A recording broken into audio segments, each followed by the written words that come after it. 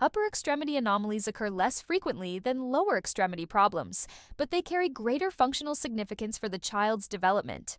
While a leg length discrepancy might cause a limp, a missing thumb or fused fingers directly impacts fine motor skills, feeding, and cognitive development through hand-object interaction. The hand serves as both a sensory organ and a tool for exploration, making even minor abnormalities functionally significant. These anomalies may appear as isolated findings or as part of broader syndromic conditions. Isolated radial dysplasia might only affect the thumb side of the hand, while radial dysplasia associated with VATER sequence involves multiple organ systems. This distinction influences your evaluation approach. Isolated findings typically need focused orthopedic care, while syndromic presentations require comprehensive screening for associated anomalies. Early recognition enables timely referrals and coordinated care planning, while delayed diagnosis can miss critical intervention windows for both hand function and associated conditions. Syndactyly represents webbing or fusion of adjacent digits and stands as the most common congenital hand anomaly, occurring in approximately 1 in 2,000 to 3,000 live births. To understand this condition, think of normal digit development as a process where individual finger rays form first, then separate through programmed cell death. When this separation fails, syndactyly results. The classification system helps you understand severity and plan treatment. Simple syndactyly involves only soft tissue connections, while complex syndactyly includes bony fusion between digits. Complete syndactyly extends the webbing all the way to the fingertips, while incomplete syndactyly shows partial webbing that stops before the digit tips. This distinction matters because complete syndactyly often requires skin grafting for separation, while incomplete forms might be managed with local tissue rearrangement alone. Understanding these categories guides your initial assessment and helps predict surgical complexity. Building on the basic classification, let's examine each type more thoroughly. Simple syndactyly affects only soft tissues, skin, subcutaneous tissue, and sometimes tendons or ligaments. The underlying bone architecture remains normal, which generally means better surgical outcomes and preserved joint function. Complex syndactyly involves actual bony fusion between adjacent digits, creating shared bones or abnormal joint configurations.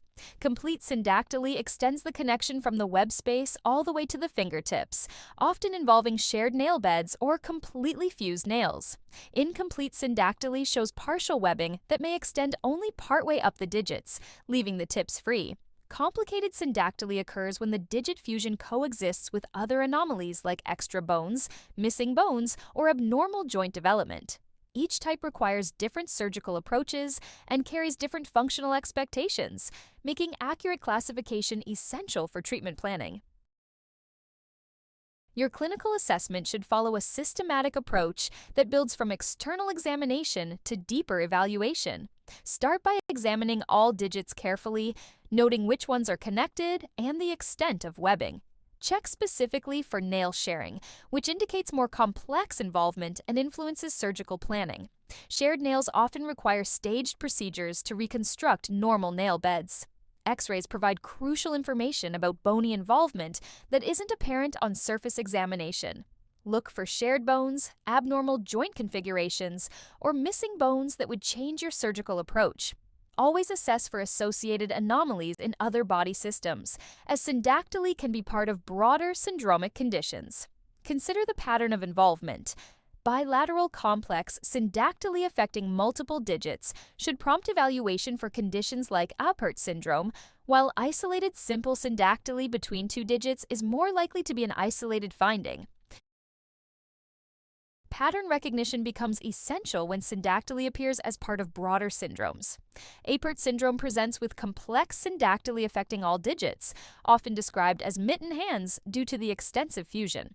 This occurs alongside craniosynostosis and characteristic facial features, requiring multidisciplinary management.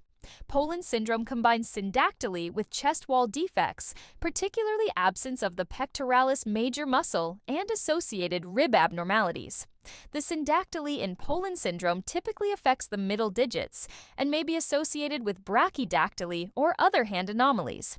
Constriction band syndrome creates acrosyndactyly, where digit tips are fused but bases remain separate, producing a fenestrated appearance. This pattern is pathognomonic for amniotic band involvement. Many other syndromic associations exist, making careful physical examination and family history essential for identifying babies who need comprehensive genetic evaluation beyond isolated hand surgery. Surgical separation forms the cornerstone of syndactyly management, but timing and technique require careful consideration. The goal is creating a functional, cosmetically acceptable hand, while minimizing complications and the need for revision procedures. Border digits, those on the radial or ulnar sides of the hand, typically require separation between 6 and 18 months of age to prevent growth disturbances. When syndactyly involves digits of unequal length, earlier intervention becomes necessary because the longer digit can become angulated as it grows within the constraint of the shorter one. Multiple webs require staged procedures, typically spacing surgeries 3 to 6 months apart to allow healing and prevent vascular compromise. The surgical technique depends on the type and extent of involvement, ranging from simple Z-plasty releases for incomplete simple syndactyly to complex reconstructions requiring skin grafts for complete forms. Success depends on preserving joint function while achieving adequate separation and acceptable cosmesis. Polydactyly represents duplication of digits, but understanding the location helps you predict both the complexity and clinical significance. The condition divides into 3 anatomical patterns: preaxial affecting the thumb side, central involving the middle digits, and postaxial affecting the little finger side. Central polydactyly remains quite rare, while the thumb and little finger locations account for most cases you'll encounter. The demographic patterns provide important clinical insights. Postaxial polydactyly occurs much more frequently in African Americans, usually as an isolated finding with excellent prognosis. When you see postaxial polydactyly in Caucasian populations, it more commonly associates with syndromic conditions, warranting broader evaluation. This distinction affects your approach to the baby and family. Isolated postaxial polydactyly needs only local treatment, while syndromic presentations require comprehensive assessment for associated anomalies. The classification system divides polydactyly into 2 fundamental types that determine management approach. Type A represents a well-formed, articulated digit with proper bone structure, joints, and often functional movement. Think of this as a nearly normal finger that happens to be extra. Type B appears as a rudimentary, pedunculated nubbin, essentially a skin tag that may contain some soft tissue but lacks proper bone and joint development. This distinction drives treatment decisions because the anatomical complexity differs dramatically. Type A digits require formal surgical removal with careful attention to preserving function in the remaining digit, while Type B can often be managed with simple nursery procedures. The genetics typically follow autosomal dominant patterns, and bilateral involvement occurs in about 50% of cases. Understanding these patterns helps you counsel families about recurrence risks and the need for bilateral examination of all babies born to affected parents. The racial differences in polydactyly incidence and syndromic associations create distinct clinical patterns that affect your evaluation approach. Postaxial polydactyly occurs in approximately 1 in 300 African American births, usually as an isolated finding with minimal functional impact. The same condition appears in only 1 in 3,000 Caucasian births, but carries a much higher likelihood of syndromic association. This epidemiological difference has practical implications for your assessment. When you encounter postaxial polydactyly in an African American baby, you can often reassure families that this represents an isolated finding requiring only local treatment. However, the same presentation in a Caucasian baby warrants more comprehensive evaluation for associated anomalies. Preaxial polydactyly affecting the thumb shows equal incidence across all racial groups and more commonly associates with syndromic conditions regardless of ethnicity. Understanding these patterns helps you tailor your evaluation intensity and family counseling appropriately. Management strategy depends entirely on the anatomical complexity of the extra digit. Type B polydactyly, appearing as rudimentary skin tags, can often be managed with suture ligation in the nursery. This simple procedure involves tying off the base of the nubbin, which then undergoes a vascular necrosis and falls off naturally. This approach works well for pedunculated lesions without significant bone or joint involvement. Type A polydactyly requires formal surgical removal, typically performed between 9 and 12 months of age when the baby can better tolerate anesthesia and the anatomy is more clearly defined. The key surgical principle involves preserving the most functional digit while removing the extra one. This decision requires careful assessment of bone structure, joint function, and overall hand mechanics. Future hand function takes priority over cosmetic appearance. When syndromic associations are suspected, genetic counseling becomes essential to help families understand recurrence risks and the need for ongoing surveillance. Sprengel deformity represents a congenital elevation of the scapula caused by failure of normal scapular descent during embryonic development. To understand this condition, think about normal scapular development. The shoulder blade initially forms at the level of the cervical spine and gradually descends to its normal thoracic position by the 12th week of gestation. When this descent process fails or arrests prematurely, the scapula remains abnormally high and often hypoplastic.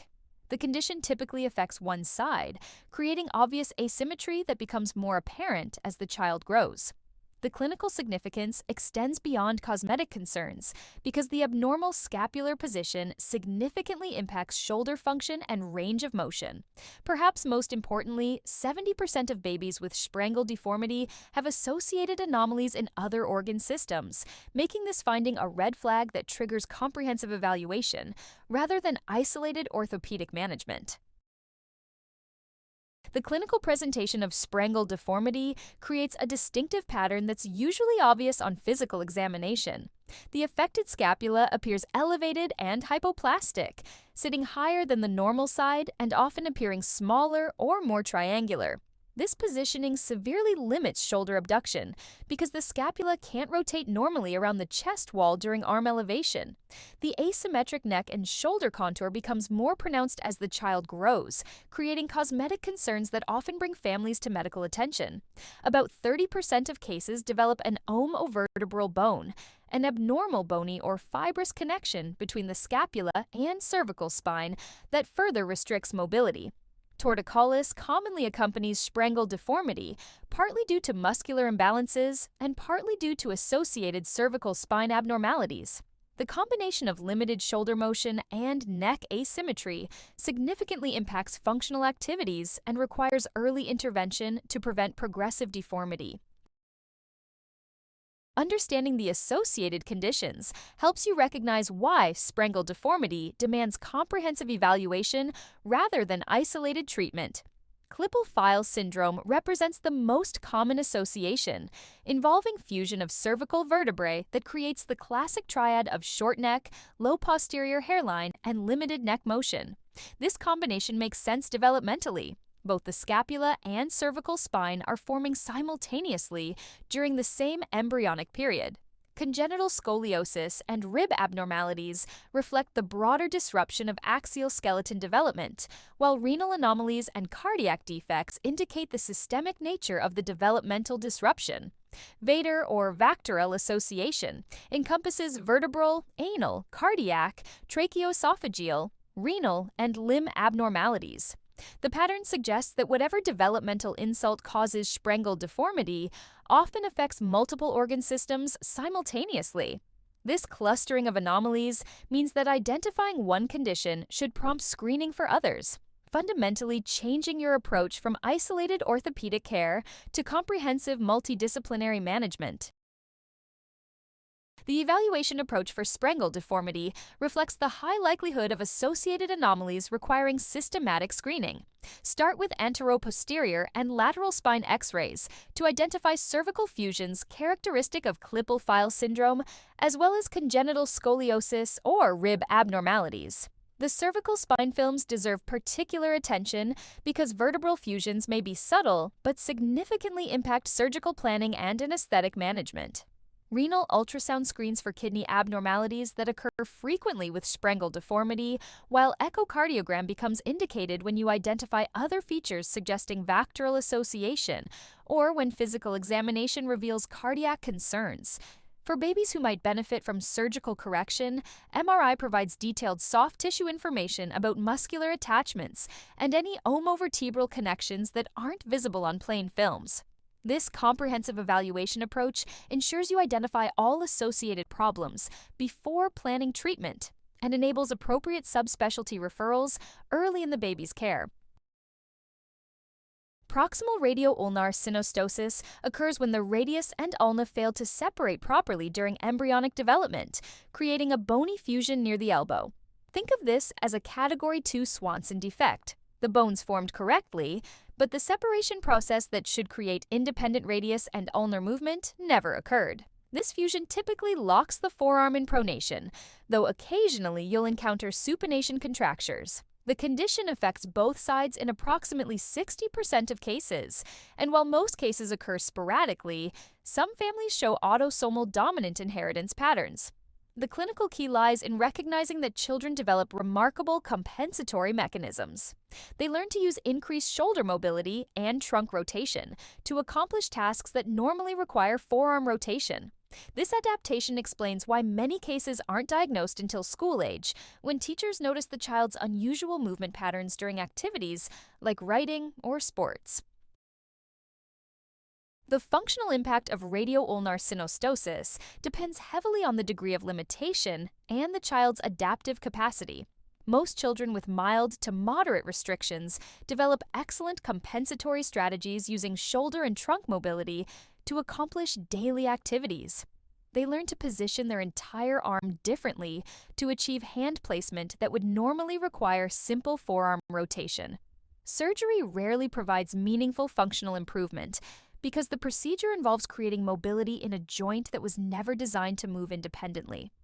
The risks of surgical complications often outweigh the potential benefits, especially since most children adapt well to their limitations. Your role focuses on monitoring for functional limitations that might warrant intervention, such as significant bilateral involvement that prevents basic self-care activities. The key clinical decision involves distinguishing between cosmetic concerns and true functional limitations, keeping the child's overall adaptation and quality of life as the primary consideration. Radial dysplasia represents a spectrum of abnormalities affecting the thumb side of the upper extremity, ranging from mild thumb hypoplasia to complete absence of the radius bone. You might also hear this called radial club hand, though that term specifically refers to the hand's radial deviation when the radius is severely affected or absent. The condition often affects both sides, though the severity may differ between hands. Understanding this as a spectrum helps you recognize that what appears to be isolated thumb hypoplasia might actually represent the mild end of radial dysplasia. The clinical significance extends far beyond the hand abnormality, because radial dysplasia carries strong associations with systemic conditions affecting cardiac, renal, and hematologic systems. This makes every case of radial dysplasia a potential indicator of broader syndromic involvement, fundamentally changing your evaluation approach from isolated hand care to comprehensive multi-system assessment. The classification system for radial dysplasia helps you understand both the severity and the functional implications of each type. Type 1 involves shortening of the distal radius without major structural abnormalities, while Type 2 shows hypoplastic radius development with maintained bone continuity. Type 3 represents partial absence of the radius, typically affecting the distal portion, and Type 4 involves complete absence of the entire radius.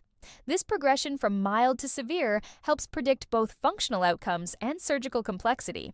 Type 1 cases might have near normal function with minimal intervention, while Type 4 cases require complex reconstructive procedures and often have significant functional limitations.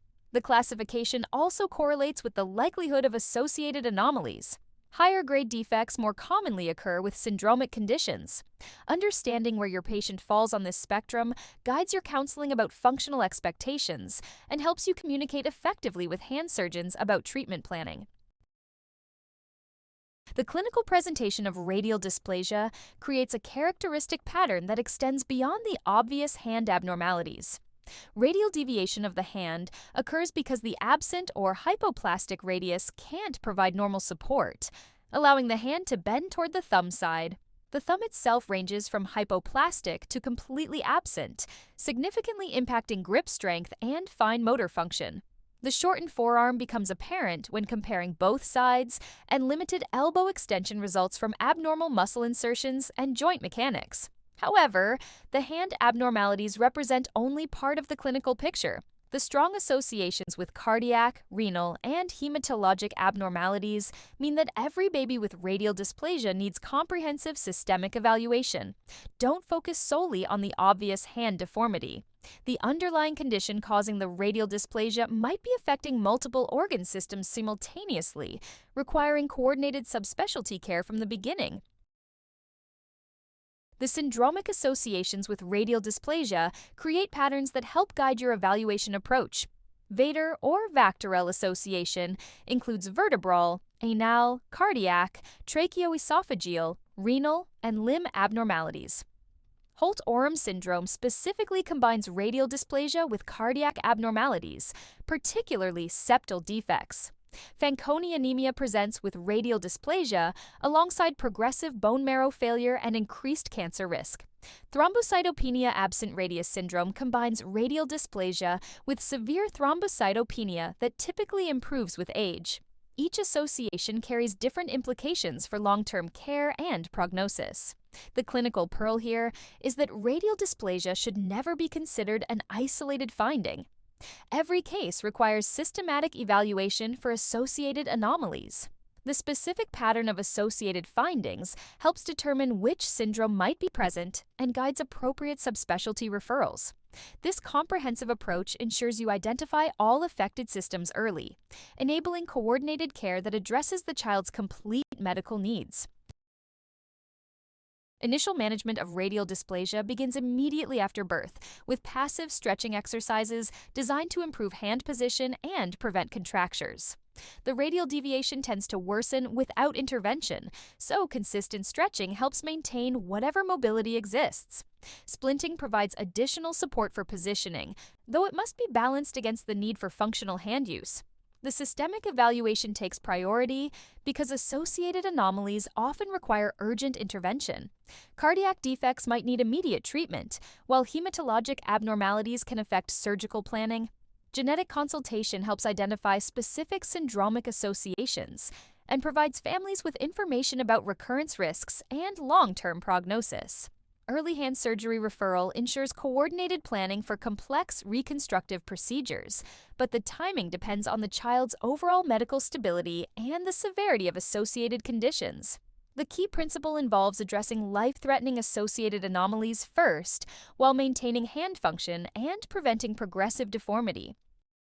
Macrodactyly represents localized overgrowth affecting all structures within one or more digits.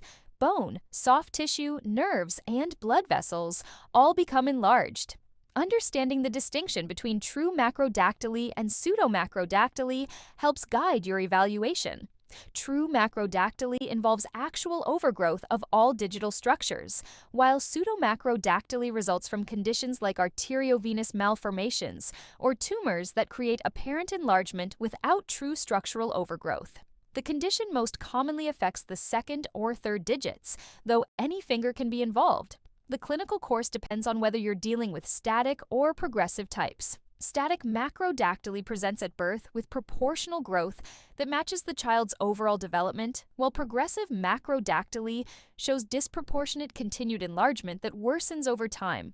This distinction proves crucial for treatment planning because progressive forms often require more aggressive intervention to prevent functional impairment and cosmetic concerns. The clinical behavior of macrodactyly falls into two distinct patterns that determine management approaches. Static macrodactyly appears enlarged at birth but grows proportionally with the rest of the child's development. Think of this as a digit that's simply larger than normal, but maintains its size relationship over time.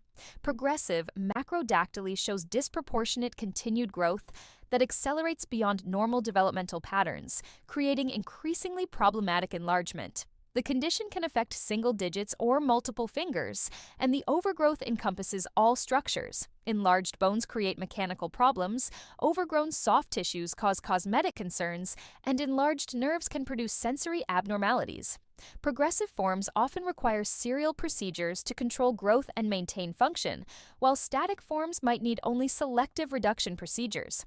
The key clinical decision involves determining which type you're managing, as this fundamentally affects your surgical planning and family counseling about long-term outcomes.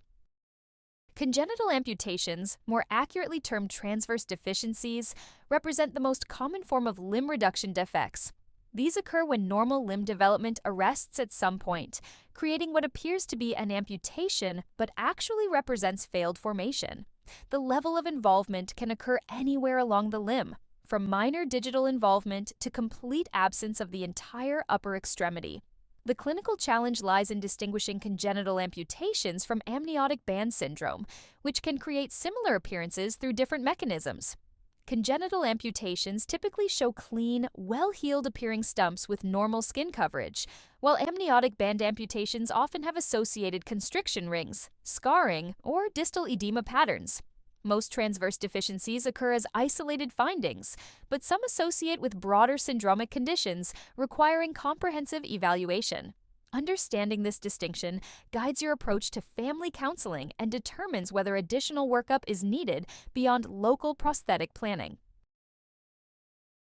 Several key concepts from upper extremity anomalies deserve emphasis because they directly impact your clinical approach. Syndactyly stands as the most common congenital hand anomaly, with treatment timing and technique depending on the type and location of digit fusion. Polydactyly management varies significantly based on racial demographics. Postaxial polydactyly in African Americans usually represents isolated findings, while the same condition in Caucasians more commonly associates with syndromic conditions. Sprengel Deformity serves as a red flag for associated anomalies, requiring comprehensive evaluation rather than isolated orthopedic care. Radial Dysplasia demands immediate systemic workup because of strong associations with cardiac, renal, and hematologic abnormalities that often require urgent intervention. The unifying principle involves recognizing that hand anomalies frequently indicate broader developmental disruptions requiring multidisciplinary care. Early hand surgery consultation proves essential for most conditions, but the timing depends on addressing any life-threatening associated anomalies first while optimizing functional outcomes.